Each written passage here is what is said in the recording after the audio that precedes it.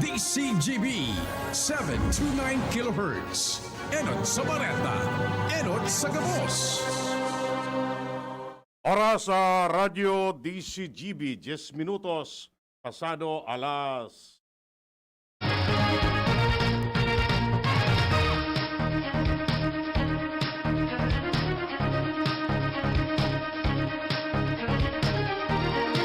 Maray na hapon mga tugang uya po ang mga baretang unyan para sa agadigdi sa Radyo DCGB. Mga baretang maruluwas sa aga sa mga dyaryo nasyonal. Enot sa PBN DCGB sa mga baretang unyan para sa aga. Buminakol na sa sobra sa 4 milyones sa nagkagaradaan sa kinaaban dalan sa COVID-19. Sa bilang na ini, nasa 198 milyones 815,960 ang kaso kanasabing helang sa bilog na kinaaban. Sigun sa World Health Organization, maabot pa sa 2 sa tulong beses na masalangkaw ang bilang na ini kumpara sa mga official record. Kanakaaging aldaw, nakapag-restro ning 8,102 na bagong kaso, kanagadaan mantang 593,705 naman ang bagong kaso sa bilog na kinaaban. Kinauwanin doon kan Malacanang na daiman nagkulang sa preparasyon ang gobyerno para sa Delta variant, mas kikinulang sa fundo para sa Philippine Genome Center na makadetect sa variant.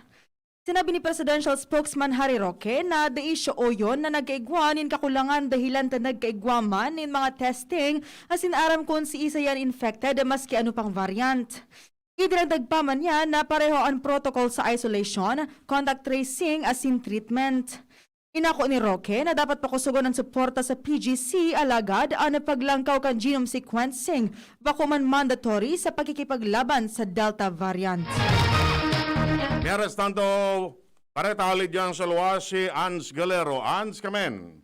Aros nagruso ngunyan na aldaw ang mga lagaspe yung makuha ng travel pass sa opisina ng City Disaster Risk Reduction Management Office o CDRMO. As in man mismo dyan sa 911 Command Center.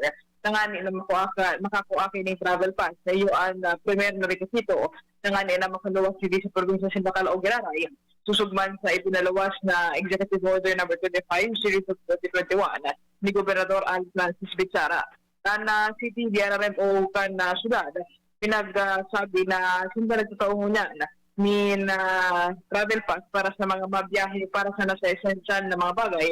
Alagad kung ma-shopping ka sana o ma-travel ka sana na wala man yung magkakanig kong rason sa ibang lugar dito sa luwas ka na sa tuyang probinsya ay maninda initulos na tutubutan. So ngunyan, ang pakiuron ka na gobyerno lokal kan degas pasiguro mo ng gad na importante ang travel na gagamito ninda para matauhan yung travel pass sa simana. Ang filing at releasing kan mga application para sa travel pass digibuon po alas 8 ng pagkaaga sa alas 6 ng pagkabanhi. Dagdag na barata ang Galero DCGB. Miaras tanto inanunsyo ni Presidential Spokesman Harry Roque na nasa 22 milyones 726,060 COVID-19 vaccine ang maabot sa nasyon ngayon na bulan nin Agosto. Enot nang nagabot, kanakangil daw ang 415,000 doses nin AstraZeneca vaccine nga donasyon kan UK government.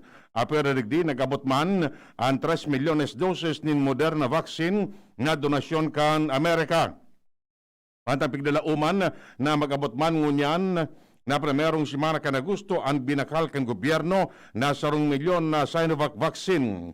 Mantang sa Agosto 9, maabot man sa nasyon ang 813,150 doses nin Pfizer sa paagi man kan o kaya mantang sa Agosto 9 hasta 16, maabot man ang 1,170,000 doses nin AstraZeneca. Sa Agosto 10 man, maabot ang 1 milyon doses nin Sinopharm na donasyon kan China.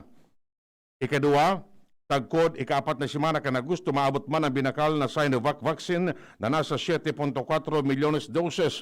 Bago matapos ang Agosto, maabot sa 727,850 doses kan Pfizer, 2.6 doses o milyones doses ni Moderna, 3 milyones na bakuna ali sa COVAX facility asin 1.6 milyones doses nin Sinovac vaccine.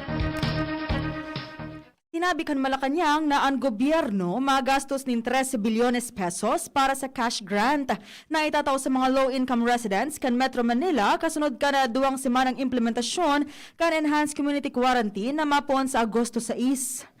Sinabi ni Presidential Spokesman Harry Roque na ang fundo kukuhaon sa savings kan mga ahensya de gobyerno susog sa Administrative Order 14 na ipinaluwas ni Presidente Rodrigo Duterte asin ang koleksyon hali man sa Bureau of Treasury.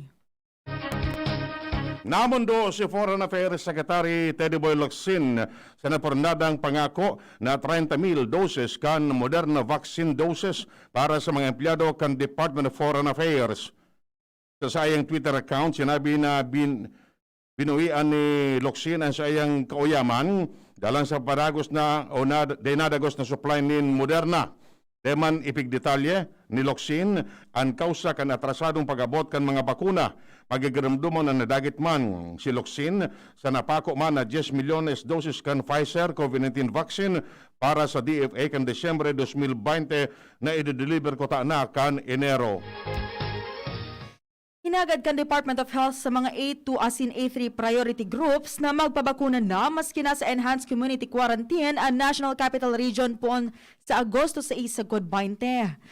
Sinabi ni National Vaccine Operations Center Chair asin Health Undersecretary Mirna Cabotaje na nasa 80% pa sana ang vaccination rate sa mga senior citizens asin may comorbidity sa National Capital Region. Ini maski ang vaccination rollout sa A2 asin A3 nagpoon kan Mayo. Ini matapos manotara na ang iba may pagduwa-duwa pang magpabakuna dahilan sa saindang kamatayan. Mabugtag ang gobyerno nin mga special hub para mabakunahan kontra COVID-19 ang mga igwang HIV asin cancer. Sigun ini kay Health Undersecretary Mirna Cabotaje, pamayo kan National Vaccination Operations Center bilang parte kan pagpapakusog nin bakuna sa mga persona o may mga comorbidities asin senior citizen, ang special hub para sa mga persons living with HIV posibleng ibugtak sa San Lazaro Hospital.